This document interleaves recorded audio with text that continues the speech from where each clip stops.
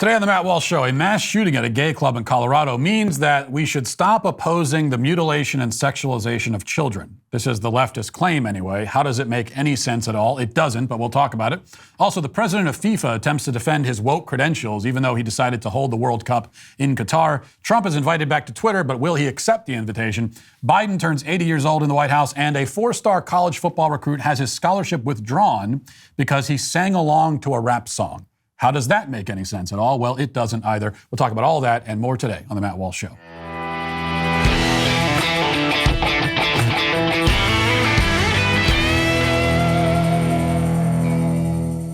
Are you struggling to reach your fitness goals? As it turns out, having world-class instructors plus a community of hundreds of thousands of people who are working towards the same goal really does help. The guys at Echelon Fitness have it all worked out. Echelon Fitness is the affordable way to get workout equipment, a workout community, and an instructor's motivation right in the comfort and privacy of your own home. Echelon Fitness's connected app provides thousands of live and on-demand classes with great music to keep you moving. You can work out anytime, day or night. Their full range of affordable workout equipment includes stationary bikes, smart rowers, sleek fitness screens, and an auto folding treadmill. These are all connected to the Echelon Fitness app for the full experience. Around-the-clock classes, including full-body workout programs, will keep you coming back. One membership covers a family of 5. So for a limited time, my audience can get a free bike or rowing machine with a 24-month membership. To get your free bike or rower, text MATT to 818181. That's MATT to 818181. To claim your free bike or rowing machine, text MATT to 818181. Message and data rates may apply. See terms for details. The left loves mass shootings. This is an inescapable conclusion. I mean, not every person on the left side of the political spectrum feels that way, certainly, but institutionally, the media, the pundit class, government officials, activists, the leftists who are setting and enacting the agenda, they all love mass shootings. I mean, that's why they don't hesitate to exploit them. And exploitation starts immediately. There's no period of mourning, no space given for grief. There certainly isn't a moment taken to let the dust settle and figure out what actually happened. That's because it doesn't matter what actually happened. All that matters is what they can say about what happened, what they can, do with it, how they can use it. Of course, such a cynical, even bloodthirsty attitude is no surprise coming from the same people who support, cheer on, facilitate, fund the mass slaughter of unborn children. These are not people who value human life or feel at all squeamish about standing atop the bodies of the dead to advance their political and personal ambitions. And so we cannot be shocked at all by what we've seen in response to the mass shooting at a gay club called Club Q in Colorado Springs over the weekend. In total, 5 people were killed, 25 more were wounded, several critically so, when a shooter, now identified as 22-year-old Anderson Lee Aldrich, opened fire. Now, at this point, there's still no information about Aldrich's motive. We haven't been given any specific details about why he did what he did. But whatever he says to investigators, he was taken alive, we already know the fundamental reason for the attack. Aldrich is a violent, unstable sociopath. That's the reason. I mean, how was he able to carry out this assault? Well, we know that too. He was able to do it because the court system, the DA, and the FBI allowed it. According to reports in many outlets, including Fox News, Aldrich was arrested just last year for making bomb threats and refusing to surrender to police when they came. His mother had called police, this is back in June of 2021, reporting that her son had made a bomb threat and was threatening had made a bomb, or said that he had made a homemade bomb and was threatening to detonate it. When police arrived, they found Aldrich hiding in a house nearby where he refused to surrender. When they finally managed to detain him, he was charged with 2 counts of felony menacing and 3 counts of first-degree kidnapping. And then guess what happened? The DA decided not to pursue charges. Why? Well, it's hard to say. In fact, we can't say because the case has been sealed. All the records are sealed. All we know is that this is yet another case of a violent, mentally ill criminal. The fact that he threatened to blow up his own mother with a homemade bomb is, I think, enough confirmation that he's crazy, who was known to law enforcement, known to the courts, and yet, for whatever reason, was not sitting in a cage like he ought to have been. This is the same pattern that appears and then reappears and appears again with nearly every violent criminal that makes it into the national headlines, and with a huge portion of the violent criminals that don't make it into the national headlines. Untold thousands of lives could be saved if the people charged with enforcing our laws simply enforced them. There's no new law that we need in Colorado Springs that would have prevented the massacre. We already have laws against bomb threats, kidnapping. We simply needed it to be enforced with the punishment that is already prescribed for it, and that would have been enough. Yet it wasn't done. This could be the conversation. It's an important conversation, and it's not a wholly political conversation. The DA in Colorado Springs, as far as I know, is a Republican. Now, yeah, it's often woke Democrat DAs who don't enforce their own laws, but it's not only them. And this is not a problem that concerns only district attorneys. We have a crisis across the board at every level of the most basic laws not being enforced consistently or not being enforced at all. It's a problem that we should address, and we need to, and we could, but the people guiding the public conversation have no interest in having that conversation. That's not the conversation they want to have, because that conversation does not allow them to demonize their most hated ideological opponents. In fact, on the left, if they had the conversation about not enforcing laws, rather than demonizing people on the right, they'd be agreeing with us. They'd be saying, oh, you know what, you were right about this all along. And they don't want to do that. And so instead, the left has decided to blame conservatives for causing this last mass shooting through our alleged anti-LGBT rhetoric. The Attorney General of Colorado, Phil Weiser, who should be answering questions about why the laws against kidnapping aren't being enforced in his state, apparently, instead was on CNN this morning casting the blame as far from himself as he possibly could. Listen. Thank you so much, Attorney General, for joining us. The major question this morning has been about motive here. Is the suspect speaking to investigators yet? And what have you learned about a potential motive, if anything? So the investigation's ongoing, and I think it's fair to say, based on the facts, it's very hard to conceive of a situation where the motive wasn't generated by hate. This was a well-known nightclub that individuals, regardless of their sexual orientation or gender identity, the LGBTQ community knew was a safe place, was a place where people could be their authentic selves. And someone came and essentially took all that away, because we know there's so much of this hate out there, particularly towards individuals who are LGBTQ. And this is obviously something that is painful. It was on Transgender Remembrance Day when it happened. So this is a call to all of us to look at that hate and ask, what do we do about it? It's very hard to conceive of a situation where this incident doesn't enforce my preferred political narrative. That's what he's saying. He says there's a lot of hate towards LGBT people. But what is he talking about? I mean, what hate? We'll try to figure that out in a moment. But first, here's Don Lemon inviting Weiser to continue with this line of propaganda, and he does. Everyone we've spoken to there, members of the LGBTQ community, they have said that they believe that there's, where else could this point to? Again, we don't know the motive here.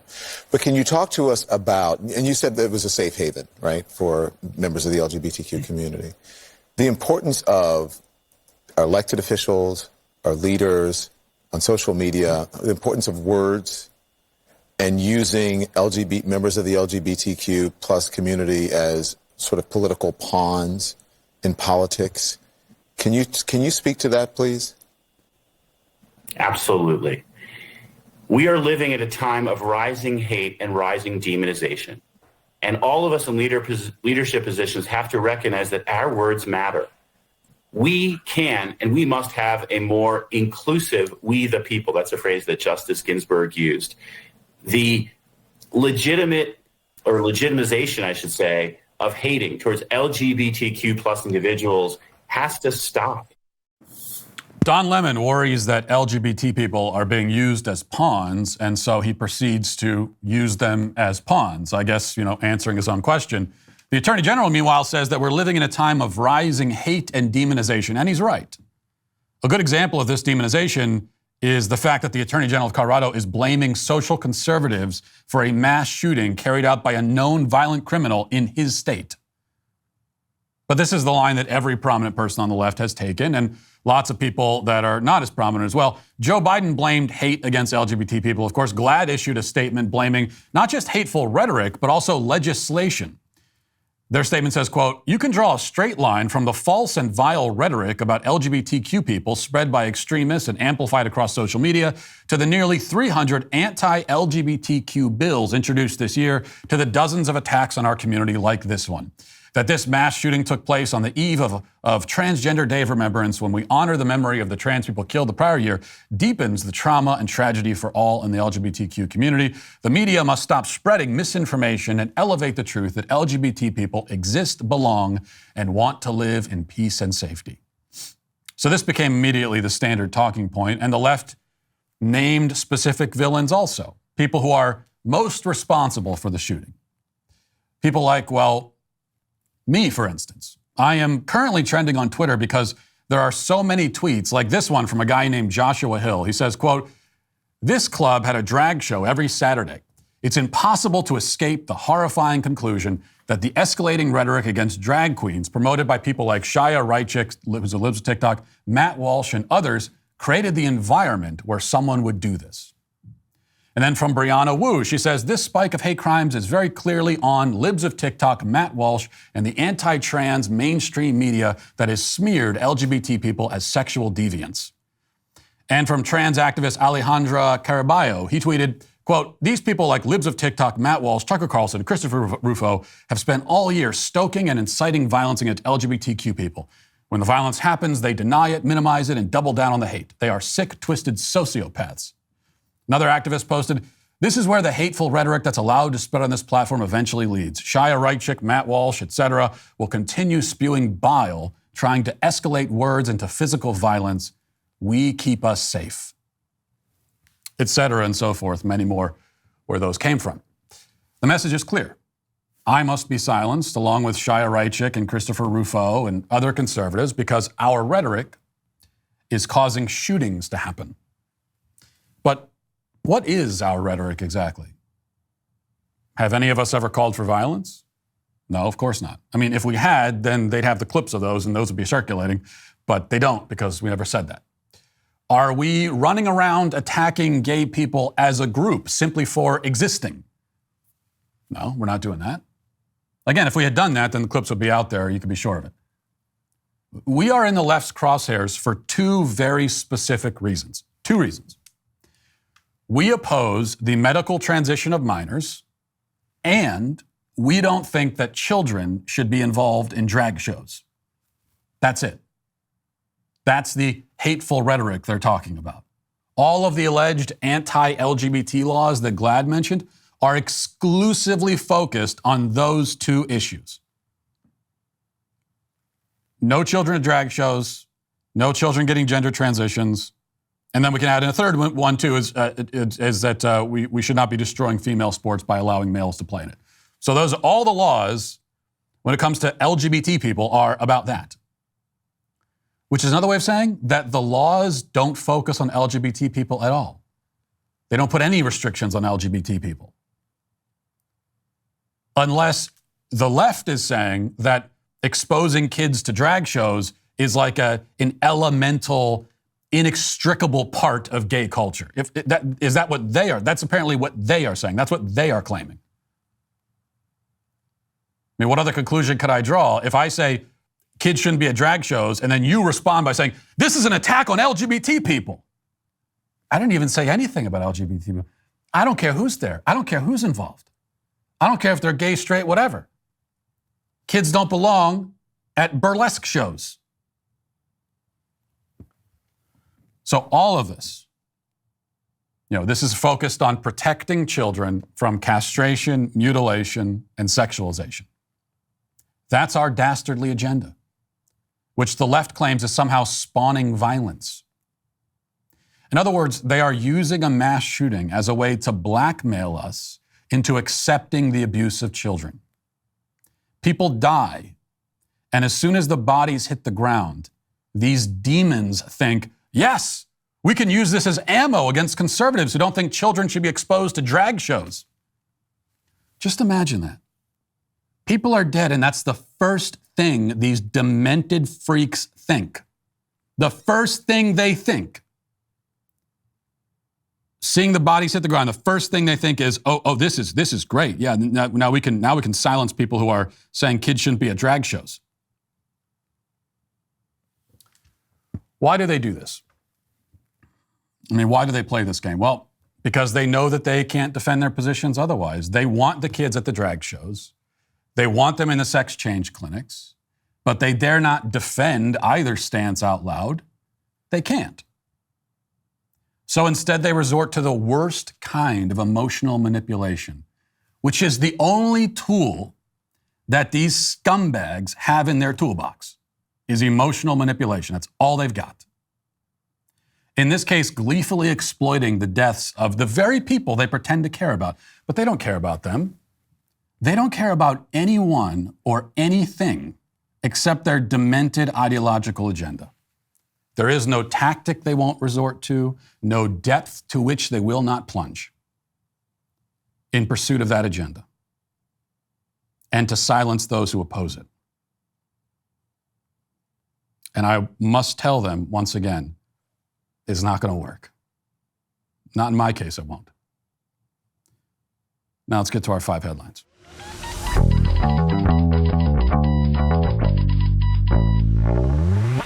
If you're listening to this show, odds are that you put a lot of stock into how you raise your kids. You understand that your children look to you to define their values and their perspectives of the world. That's why it's extremely important that you have a will in place. A will also determines how your financial assets are dispersed as well as your personal property. It lays out your healthcare power of attorney to ensure that your end-of-life decisions are carried out. If you're just starting out and you don't have thousands of dollars to spend on an attorney, but you want to make sure your savings, your belongings, and your family are all protected, you have to create a will at epicwill.com today. Epic Will's early estate plans start at just $119, and you can save 10% when you use promo code Walsh.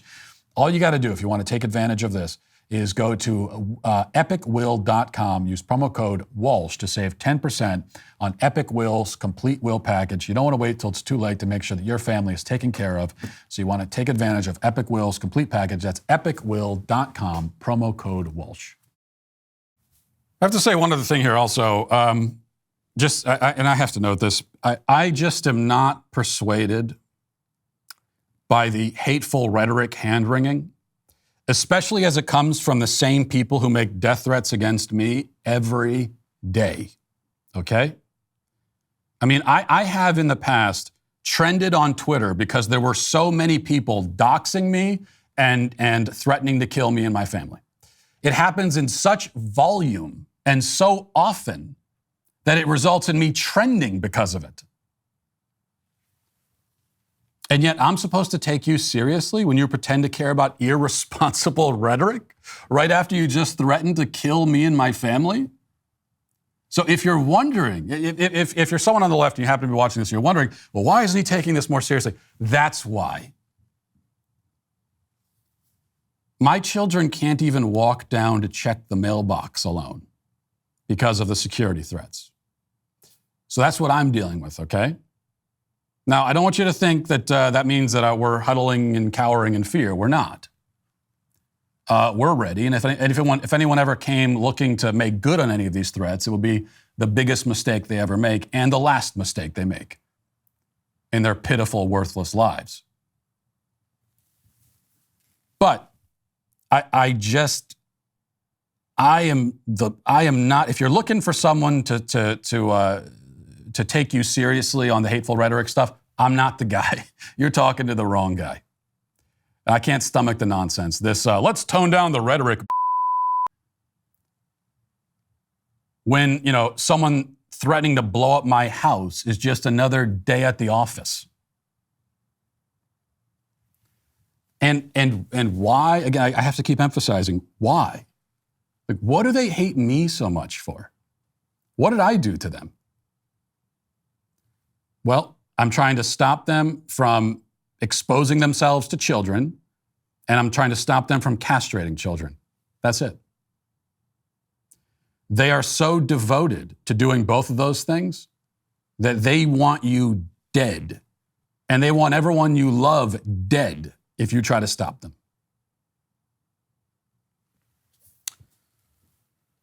Sure, tone down the rhetoric. Okay. You know, the World Cup kicked off this weekend, I think. The World Cup is, that's the soccer thing. And I don't follow it because I'm more of a sports fan personally. And I don't have anything against soccer. I think soccer is a fine hobby, you know, for children. That is if you want your children to become communists. It's a great hobby for communist children, I suppose is what I'm saying. And I don't mean any offense by that. It's not even the communism of soccer that I have the biggest problem with. It's really, it's mainly that soccer makes baseball seem thrilling by comparison, which is very hard to do. But anyway, the World Cup did kick off, and we talked about last week, there's controversy over the fact that the World Cup is in Qatar, and Qatar is not exactly known as like the gay rights capital of the world, okay? It's not that precisely. Homosexuality is effectively illegal there, or literally illegal. And this is in conflict with FIFA, that's the World Cup's governing organization. It's in conflict with all of the LGBT virtue signaling that they usually do. So they want to have their woke cake and eat it too. On one hand, they want to advertise themselves as uber woke on LGBT stuff. But on the other hand, they want to take money from Qatar. And this has led to criticism. And the U.S. team addressed the criticism by covering themselves in rainbow flags head to toe. They're going to try to glitter and rainbow themselves out of this jam. Although it is kind of redundant, you know, all the gay paraphernalia with soccer, because we see that and everyone's like, you're a soccer team. We know, we get it. But the president of FIFA, his name is Gianni Infantino, took it a step further. He gave a press conference defending his decision to send the World Cup to Qatar. And it was something, I have to say. So he starts by telling us how he feels, what he's feeling. And it's, well, just listen. I have very strong feelings, I can tell you that. Today I feel Qatari. Today I feel Arab. Today I feel African.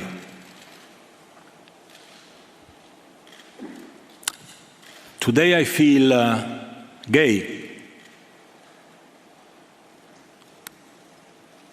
Today I feel disabled. Today I feel a migrant worker. That's the funniest thing I've seen in a long time. That is literally something out of The Office. I mean, I think that's almost verbatim a speech that Michael Scott gave on Diversity Day at The Office, I think. And he's so proud of himself too. He thinks he's saying something profound. He has this look on his face. It's the Kamala Harris look, right? It's, you know, where he's sputtering nonsense, but thinks that he's nailing it. And perhaps the greatest lines ever delivered in the history of public speaking. Today I feel gay, today I feel disabled. And you note, though, a short pause before he said gay, like he was having second thoughts about going this direction, but he already committed to it, so he just went with it. And then he felt pretty good about it. And then also notice another thing, too, that he said, I feel a migrant worker. He didn't say, I feel like a migrant worker. He didn't say that. He said, I feel a migrant worker. So this is maybe a confession as well. In any case, that's not really the part that I want to focus on. That's just, it's a little bit of comedic relief. He then goes on into this rant to justify FIFA's business with Qatar. And this is what he says. We are told many, many lessons from some Europeans, from the Western world. I'm European. Actually, I am European. Not just I feel European. I think for what we Europeans have been doing in the last 3,000 years around the world, we should be apologizing for the next 3,000 years before starting to give moral lessons to people. Europeans should apologize for the last 3,000 years. That's how far back he's indicting Europeans. Europeans and Americans too, by extension, if we're going back 3,000 years, right? So, he's saying that. So it's really what he's really saying. The Western world should apologize for the past 3,000 years. So we're going back to Aristotle and before that, well before that.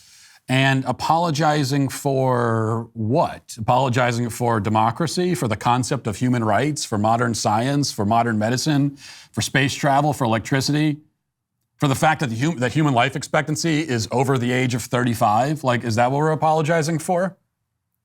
Because you could thank the Western world for all that and much more. Basically, almost everything that makes your life enjoyable and tolerable, you can thank the Western world for. So if we're apologizing for 3,000 years, then we're apologizing for all that. Now, with that said, I would actually agree that modern Westerners don't have much room to be lecturing other cultures about anything. So that's the nuance here. If that's what he was saying, it's not what he was saying, but if he was saying modern Westerners don't, then that part I would have to agree, because we murder our babies here. We, as discussed, we castrate our children, we sterilize them. We are utterly consumed right now, tragically, sadly, terribly, by moral madness. That's the modern West, which means that we're in no position to lecture anyone morally on anything. I agree with that, but that's not what he's talking about. He's bringing the indictment back millennia, which means that he's saying we should apologize for just our existence, for all the good stuff. All the good stuff from the West, the stuff that we are now abandoning, really. Because the West, if the West should apologize for anything today, the West should apologize for not being Western enough. That is, for abandoning all that made the West great, especially when it comes to moral insights, the moral formation, what was once the wisdom of the West. We've abandoned that. And we are collapsing because of it. And so if we're going to apologize for anything, apologize for that.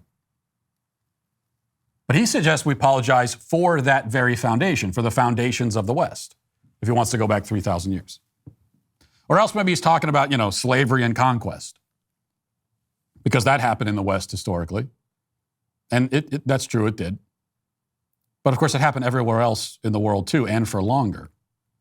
So when it comes to issues like slavery, racism, that sort of thing, can you name a region of the world that has a better record with that stuff than the West does?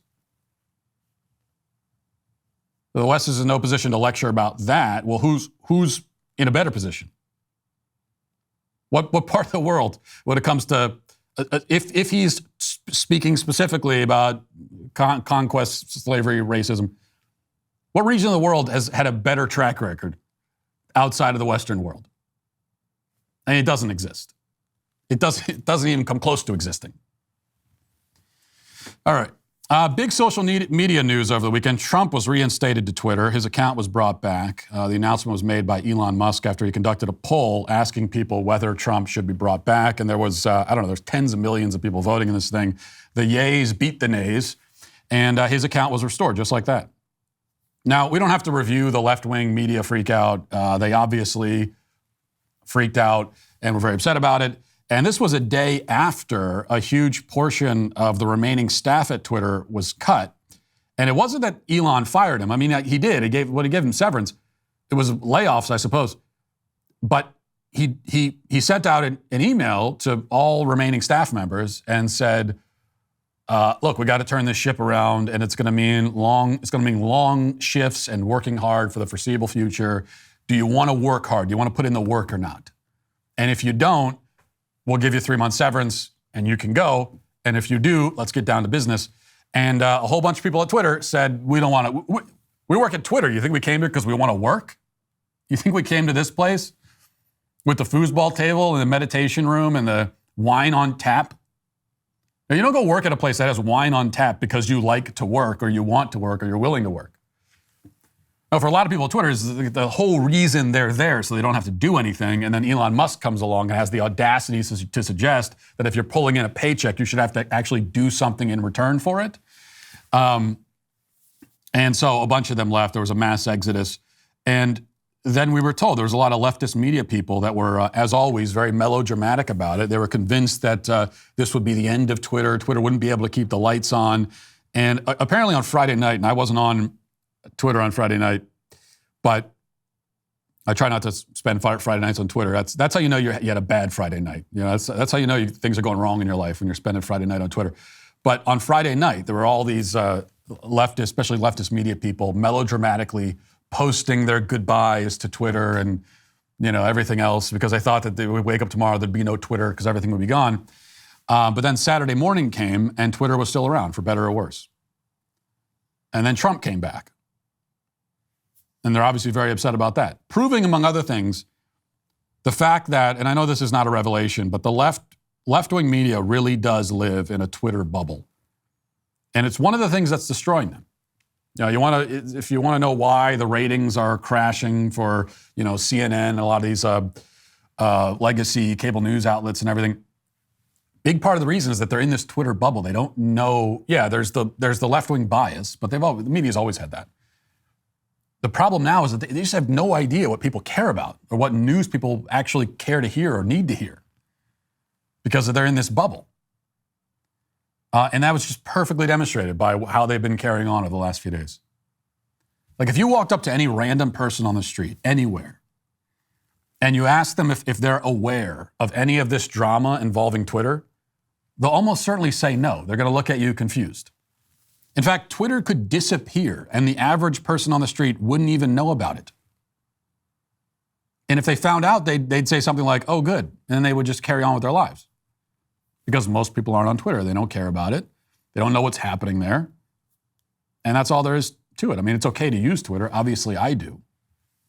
But if you're in the news media, you have to keep the bubble phenomenon in mind, or you'll become hopelessly out of touch, as they have.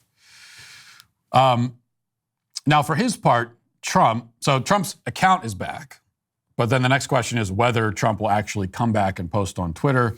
And he was speaking at the Republican Jewish Coalition on Saturday and was asked about this. And here's his answer. Mr. President, I wanted to pivot a little bit to current events as in happening in real time. I don't know if you've been following.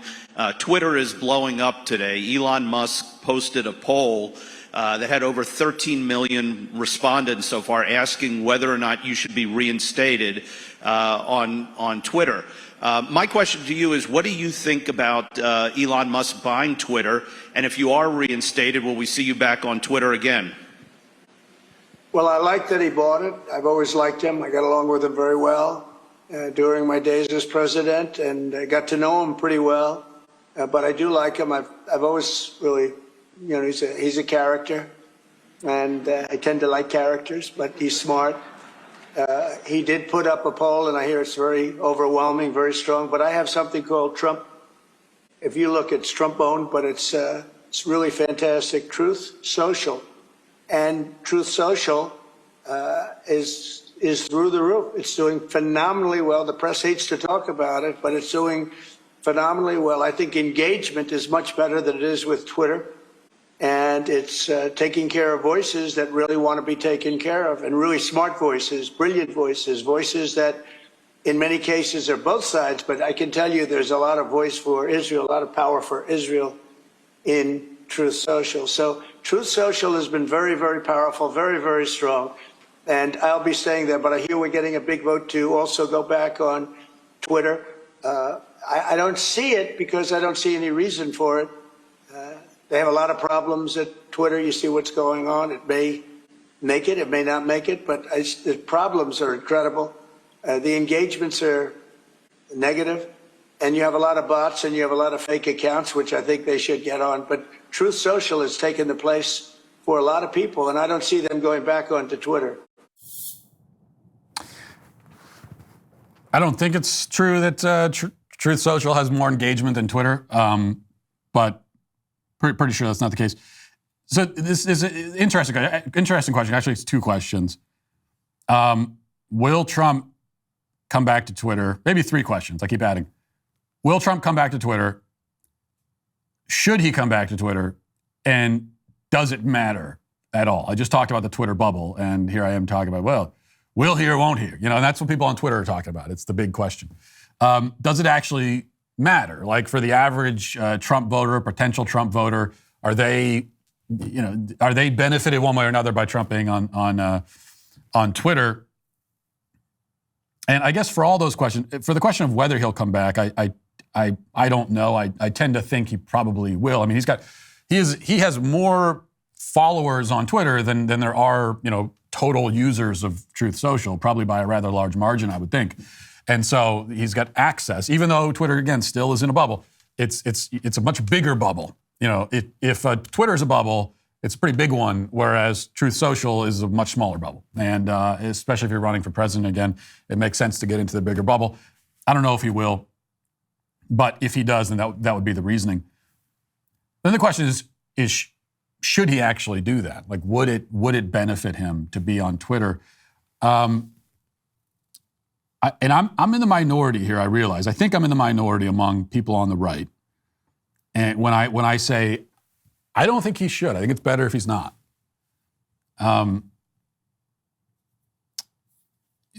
I think in general, and I feel this way, it's not just about Trump, about politicians in general. I don't know if politicians or candidates are helped by giving us direct access to their stream of consciousness. I'm not sure that helps, ultimately. And you could say, well, Trump is different. He's a different kind of politician, and he certainly is. So if any politician could be helped by that, then he would be the one. But even then, I think that this is probably a general rule. And yeah, 2016, he won in 2016. You could say that that was proofs in the pudding there. But I don't think he won in 2016 because he was tweeting, right? I mean, he won by mobilizing blue-collar voters in some of these crucial states, and I don't think that it's because he was on Twitter. I think it's just his overall kind of presence. Now, the benefit of Twitter is that he's able to get his own thoughts out there without going through the media. Like, he doesn't have to issue a statement through the media. He can just put it out there for people to see. That is a benefit, but he actually can accomplish that on Truth Social. He already uses that as kind of a forum for issuing statements, and then the media picks those up, and they end up on Twitter anyway. So that's the interesting thing. The funny thing is that he's effectively on Twitter whether he wants to be or not, because by posting on Truth Social, whatever he posts there ends up all over Twitter anyway. But I guess it's really a question of, is it better for him to go back on Twitter and go back to what it was years ago when he was just tweeting all the time? And is that going to help in the campaign? And I tend to think not. I think it's better as a politician to be more selective in the ideas and thoughts that you decide to put out into the world. All right. CNN has this. President Joe Biden turns 80 years old on Sunday, turned 80 years old on Sunday, becoming the first octogenarian to ever serve in the highest office of the United States. The unique milestone of Biden's birthday comes as the president faces speculation about whether he will mount a re-election run and dredges up questions about whether he's too old to serve another term. And then this CNN article goes actually into detail about all these questions and the questions about Biden's mental acuity and so on. Because we're past the midterms now, and I think we're going to see more and more of this. We're going to see more and more of the media criticizing Biden, raising these kinds of issues that, of course, you weren't allowed to talk about. It was a conspiracy theory to talk about them during the campaign. But now you can talk about them because they obviously don't want Biden to run for re-election. They want to get some other Democrat in there. Who's got a better shot than Biden? Biden is a terrible candidate and has been arguably the worst president in history. But who else do you have? There's no one on the bench ready to come in, ready to jump in and play. But still, I think they figure anyone is better than Biden at this point. They might be right about that. So we're actually going to see a lot more of this. We're going to see the media uncharacteristically criticizing a Democrat administration, seeming to sort of hold them accountable.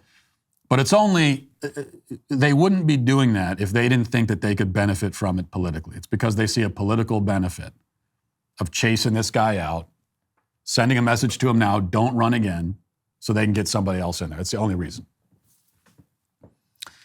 And of course, as far as someone turning 80 in office, that is just an absurdity. As I've been saying for years, if we were a serious country, there would be laws on the books. There's a minimum age requirement to be president, so it only stands to reason there should be a maximum age as well. I think 75 makes a lot of sense. 35 to 75, you got 40 years to do it. 40 years to run, right? I mean, if you turn 75 while you're in office, that's one thing. But you have 40 years to decide to run and win, and if you don't, then you still had. You had a good 4 decades. All right, I want to mention this before we get to the comment section. It's no secret, that we live in a country filled with emotionally fragile people. And that's why we have innovated a wide array of emotional crutches and emotional supports. You can turn to a therapist or a counselor, psychiatrist, a psychologist, a bottle of prescription pills, an emotional support animal, a therapeutic professional cuddler is a thing now too. And then there's also this. The New York Post reports on one of the latest examples. It says, can't bear to be alone this holiday season. A human-sized emotional support bear might be the perfect gift for you. The loving bear Puffy is the shape and size of a male human body, but has the head of a teddy bear. Just look at that thing. There it is. Puffy is a very personal product invented by an ordinary woman who is afraid of being alone, the company said. The 5'7" oversized plush bear weighing just 7 pounds is $160 and replaces the need for the physical presence of a person in various moments and situations of everyday life, especially during long, lonely nights. So this lonely woman, apparently she couldn't make do with cats, and so she invented this and it's put it on sale for $160. This is indeed a wonderful gift for the serial killer in your life. If you want to help the creepy bastard in your life become even creepier, then this is a good gift for them. I mean, I don't know. I mentioned those professional cuddling services. People hire actual humans to cuddle them. And that seems even worse than this. So maybe this could be a good way to wean somebody off of that if they're addicted to the professional cuddling services. Or maybe it's the other way around. What's worse, to hire a professional cuddler or to buy a 6-foot-tall humanoid teddy bear to cuddle with? Which would make you more ashamed if you were the parent of an adult child engaging in this activity? It's impossible to say. What I will say on a slightly more serious note is that there is a loneliness epidemic in this country. People are very lonely. They're alone. They're desperate for some kind of human contact, even if they have to pay for it or settle for a giant teddy bear instead. We have tried to make people in this culture into these kind of autonomous entities, telling them that they don't need marriage, they don't need families, they don't need anyone. As long as you have the cold, bureaucratic embrace of the state, then you'll be fine. But it turns out that doesn't work. It doesn't satiate the longing of the human heart. And that's what leads to this. Then again, I have no room to talk. I am the guy with the life-size stuffed walrus. So, though that isn't for cuddling, that's strictly for decor. Unless I have a really bad day, in which case all bets are off. Let's get to the comment section. Daily cancellations are the law and order of the day. We the sweet baby gang. I love finding easy ways to support a healthy routine, which is why I'm so excited about Tart Cherry Gummies. From the makers of Super Beets Heart Chews, Tart Cherry Gummies are an easy way to support your metabolic health and reduce inflammation from exercise. Made with a clinically studied tart cherry extract that is up to 40 times more concentrated than many other tart cherry extracts.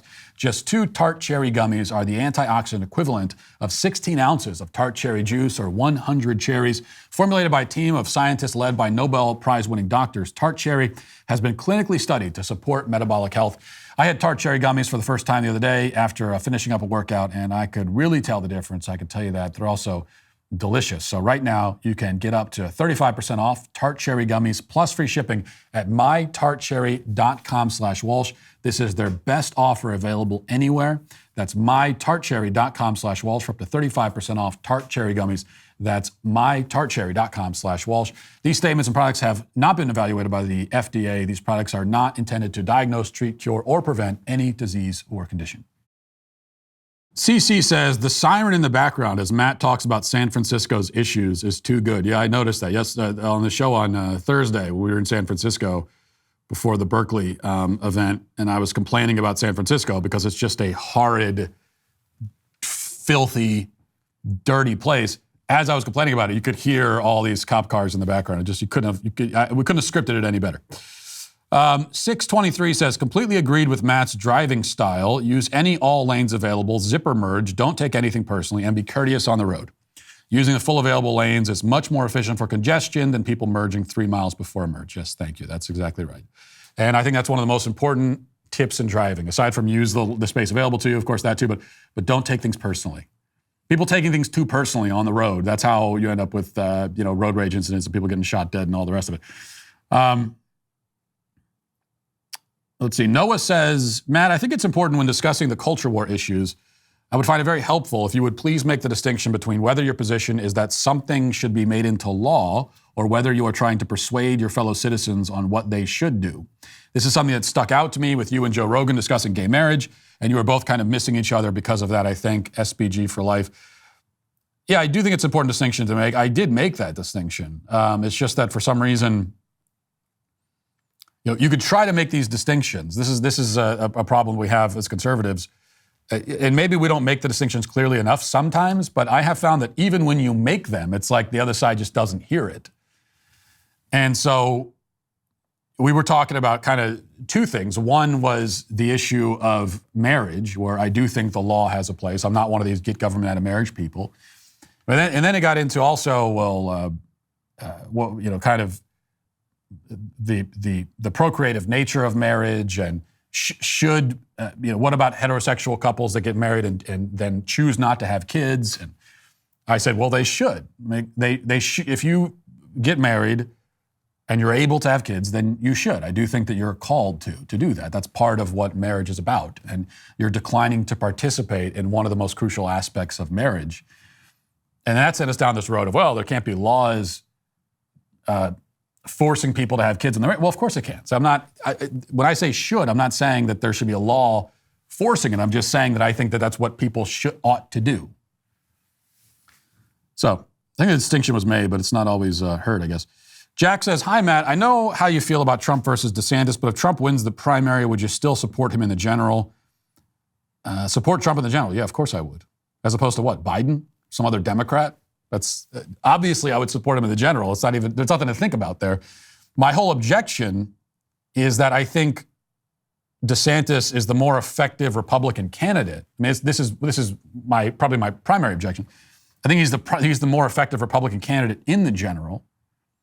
But if he's not the Republican candidate in the general, then he's not. And so that's it. And then if Trump's the guy, then I would support him. Obviously I would. I do also think that DeSantis would make a better president in the year 2024, but that point is somewhat irrelevant. This isn't about who would make a better president because they aren't facing each other in a general election. If they face each other, it's going to be in a primary. So the real question is who would be a better candidate? Who has a better chance of winning? Right now, the only thing that matters is winning. Who has the best chance to win? Who is able to beat the Democrats? That's all that matters. For right now, our political philosophy as we head into 2024 should be winning. That's it. Who can win? And come primary season, we should all make our decision, whatever it is, based entirely on who has the best chance of winning the general period. Right now, I think that's DeSantis. I don't see that Trump has a better path in 2024 than DeSantis does. If you see it, then let me know what it is, because right now I don't see it. And as I've said, one of the biggest problems that Trump is going to face is that for him, so much is already baked in. Like there's how many persuadable voters are there when it comes to Donald Trump? Who is out there right now who doesn't already have an opinion about Donald Trump? He's the most famous guy in the world. Like everyone has an opinion about him. And so who can you win over who isn't already won over? With DeSantis, the ceiling is not set because most people, and we know the left, people that are on the far left hate his guts. There are a lot of people on the right who like him, but then there's a lot of people that are not on the far right or far left who don't really know much about him and so are potentially persuadable. That's, to me, one of the biggest issues here. Already, so many of you have visited the brand new DW Plus store and picked up my new Sweet Baby album t-shirt. It's the perfect gift to yourself and everyone you know because there's just something in the way they put my bearded infant self on a t-shirt that no one can resist, you weirdos. But there are so many other items that you can pick up this holiday season. We have bundles where you can pick up my best-selling LGBTQ plus children's book, Johnny the Walrus, and the cuddly companion walrus plushie that you need as well. Or pick up the Matt Walsh Superfan Bundle, a collection of some of the best items we have that have launched this year. It's the perfect gift for any and all sweet babies this holiday season. So head over to my collection over at dailywire.com/shop and get the Sweet Baby album t-shirt or any of the other amazing holiday offerings at the new and improved Daily Wire Plus shop. Free shipping on orders over $75 and a free Leftist Tears tumbler with all orders over $100. Get your Daily Wire gifts today because some items are already close to selling out. Again, go to dailywire.com/shop and get yours before they are gone. Also, Jeremy's Razors may have started as the best joke we ever told, but now it's more real than ever. If you don't know the backstory, last year Harry's dropped their ads from our network, condemning our views as inexcusable because someone around here dared to say that boys are boys and girls are girls, rather. But rather than boycott Harry's back, Daily Wire co-CEO and God King Jeremy Boring started his own rival razor company. And in his quest to earn your business from those woke companies that hate you, the God King has turned a single yet glorious razor into a triumphant new line of men's products. Products like a nourishing shampoo and conditioner, charcoal body wash, luxurious beard kit, and a new Precision 5 razor with flip-back trimmer. Yes, they're all very real and they're very spectacular. In fact, Jeremy's Razors couldn't get any more real because unlike those other woke razor companies, Jeremy's is the only company built on truth. Like the truth that masculinity is not toxic and that men cannot be women. So if you're ready to get a great shave or exfoliating wash from a company that refuses to play pretend or to bow down to the woke mob, go to jeremy'srazors.com today. And remember, stop giving your money to woke companies that hate you. Give it to Jeremy instead. Now let's get to our daily cancellation.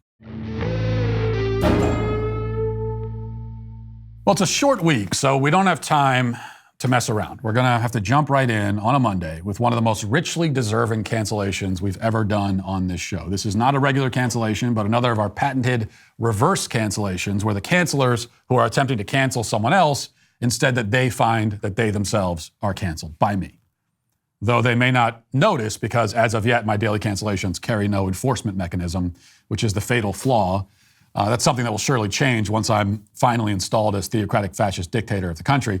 But for now, it begins with the highly lauded 4-star high school quarterback Marcus Stokes, who had recently been extended a scholarship offer from the University of Florida. Stokes was set to head down to Florida this summer to begin his college football career, but then things went sideways. According to the media reports, video surfaced of Stokes using a racial slur. That's the way it's being phrased in a lot of the headlines. He's using or saying a racial slur. It took about 48 hours for the University of Florida to respond the way that spineless, soulless bureaucracies always respond to these kinds of situations.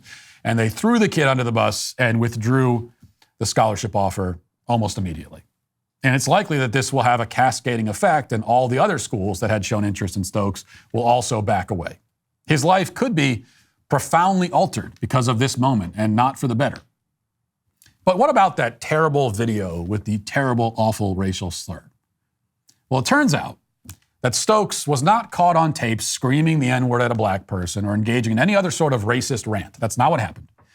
He was, in fact, simply singing along to a rap song. That's all. Stokes tried to explain this in a statement that he issued after the decision in Florida was made public. He posted, quote, "I was in my car listening to rap music, rapping along to the words and posted a video of it on social media. I deeply apologize for the words in the song that I chose to say. It was hurtful and offensive to many people, and I regret that. I fully accept the consequences of my actions, and I respect the University of Florida's decision to withdraw my scholarship offer to play football. My intention was never to hurt anybody, and I recognize that even when going along with a song, my words still carry a lot of weight. I will strive to be better and to become the best version of myself, both on and off the field. I know that learning from my mistakes is a first important step." Now, you know what I say about apologizing to the cancel mob? Never do it, especially when you've done nothing wrong. But I'm not going to blame Stokes here. He's just a high school kid, suddenly at the center of a totally fake and engineered public outrage. In fact, speaking of being fake and engineered, it's not a coincidence that Florida had, in the last few weeks, managed to pull another high-value recruit who had previously committed to the University of Miami. So they had flipped that recruit, and the recruit had committed to them. So it seems likely to me that Florida created this controversy themselves so they'd have an excuse to dump Stokes and get rid of the scholarship they offered him in favor of the other recruit who they like more. And if that means that destroying his college career in the process is the way to go, then what do they care? One thing that's always been clear about NCAA football programs is that the people running them don't give a damn about the kids playing for them. That's for sure. The point is that, again, the controversy and outrage was, as always, 100% fake and contrived. Stokes apologized to those he had hurt and offended, but that is a group that consists of precisely 0 people. Not one person on earth was hurt because a high school kid sang along to a rap song. And if such a fragile, emotionally unstable person does exist somewhere on this godforsaken planet, their feelings don't matter. In fact, it is a positive good that such a person should have their feelings hurt. If they had their feelings hurt, I'm glad they did. Anyone actually offended by a video of a kid named Marcus Stokes singing a rap song deserves to experience whatever emotional trauma they're currently going through. I'm glad it hurts. I hope it hurts more. That's what I wish Stokes had said. But I certainly don't blame him for not saying that. The kid was he just wants to play football. He didn't sign up to take on the faux outrage mob. At least he didn't think that he signed up for that. Now, to state the obvious here, Marcus Stokes is not the first college football recruit to ever say the N-word. Okay? So breaking news. Not the first college football recruit to say the N-word. In fact, it is certain that Florida's locker room is currently full of players who say the N-word all the time. They say it in the locker room, they say it on the field, they say it on the sidelines, they say it on camera, they say it in social media videos. Yet Marcus Stokes said it once while singing along to a song, and he was cast out as a racist because of it. How can this contradiction be justified? Well, it can't be justified, of course.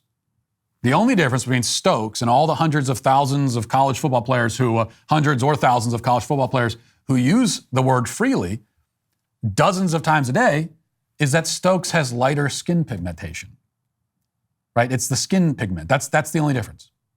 The rule, as it has been established, is that if your skin is a darker shade of brown, you can say the word whenever you want, to whoever you want, in whatever context you want. If your skin is a lighter shade of brown, you cannot say it in any context whatsoever, no matter the circumstances, because when it passes from your pale lips, the word itself suddenly magically changes in meaning and becomes an unutterable curse, an unspeakable slur, the worst sort of vulgarity ever known to man. That's the rule. Though the rule makes no sense on any logical or moral level whatsoever, which is why none of the defenders of this rule have ever been able to actually defend it. So let me show you what I mean. In the wake of the Marcus Stokes pseudo-scandal, there was another video that's getting passed around on social media.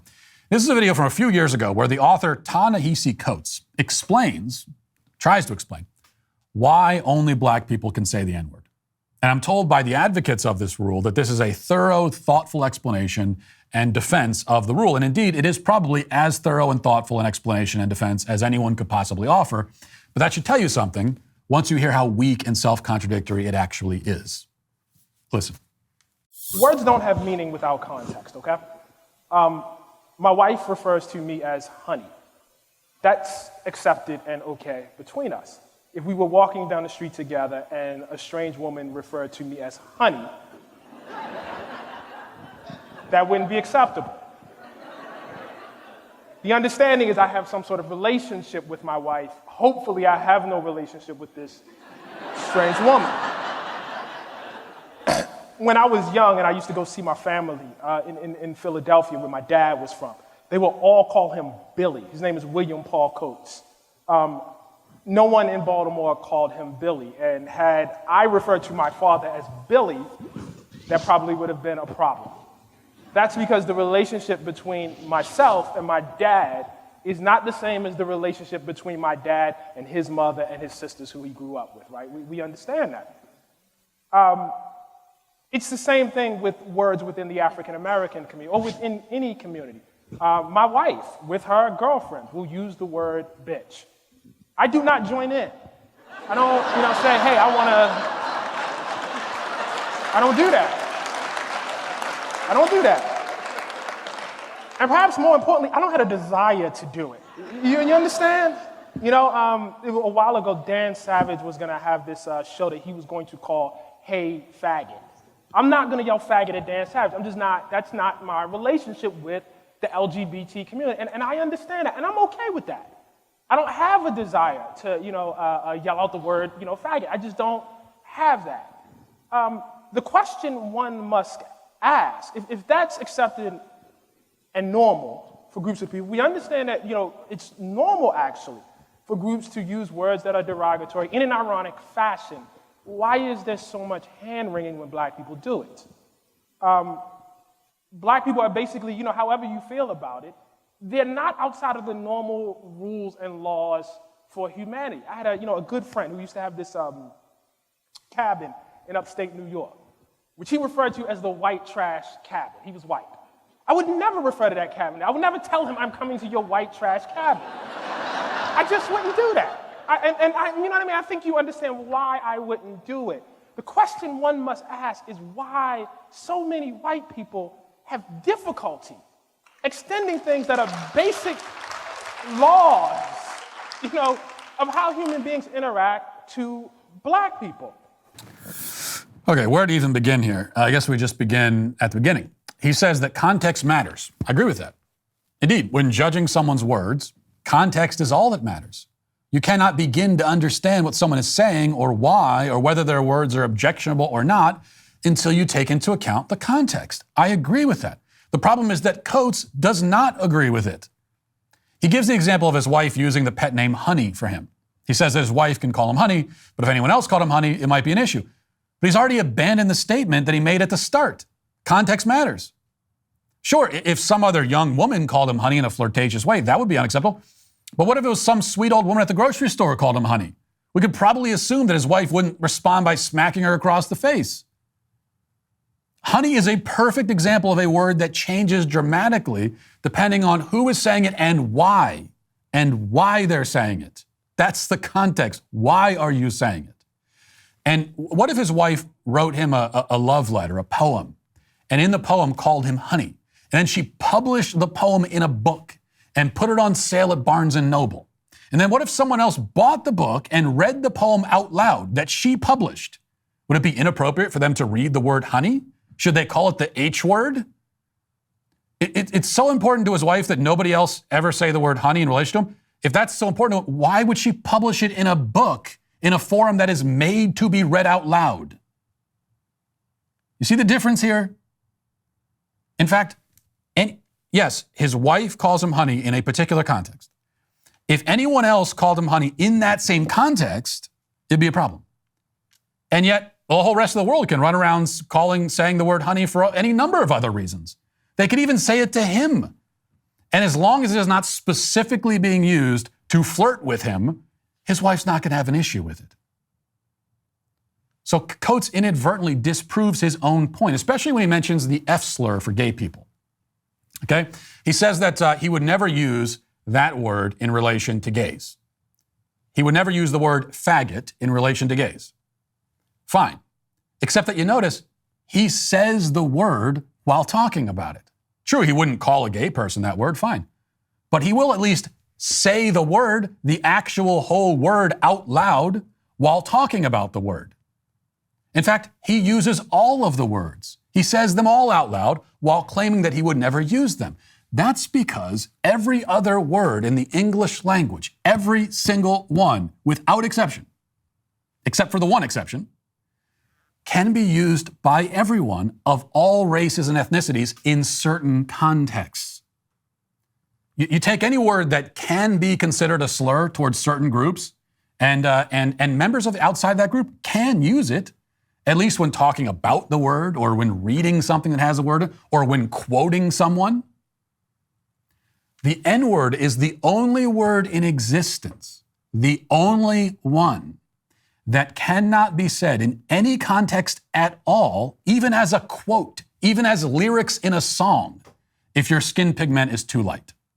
So Coates says that context matters, but his actual view is that when it comes to the N-word, context doesn't matter. That's the argument he's actually making, is that there is no context at all when a white person can so much as utter the syllables. So he says that he wants black people to enjoy the same right to their own words that all other groups enjoy. That's not true. He wants black people to enjoy a privilege that no other group on the planet has ever had. That is the privilege to say certain words in whatever context they want, while not allowing people in other groups to say it in any context. There is no other example of a word like that. I dare you to prove me wrong. find one other word that you could have your life destroyed for saying in any context, even if you're just reading something, if you're quoting someone, if you're singing a song. Now, clearly, he can't actually justify or defend any of this. Nobody can. I mean, the idea that just like the syllables themselves, if you put them together audibly and you don't have dark enough skin, it's automatically offensive no matter what. That just doesn't make any sense. It's like superstitious. You're turning a word into a magical incantation, like some sort of curse that you found in an old dusty book in the attic. It doesn't make any sense. It is morally and logically incoherent. Cannot be defended. Which is why he doesn't defend it. That's the theme on this show. The people on the left, they cannot defend anything they think. And that's why he is canceled, along with the University of Florida and everyone else who thinks that a young man should be punished for singing the lyrics to a mass-produced and distributed pop song. They're all canceled. And that'll do it for this portion of the show. As we move over to the members block, hope to see you there. If not, talk to you tomorrow. Godspeed.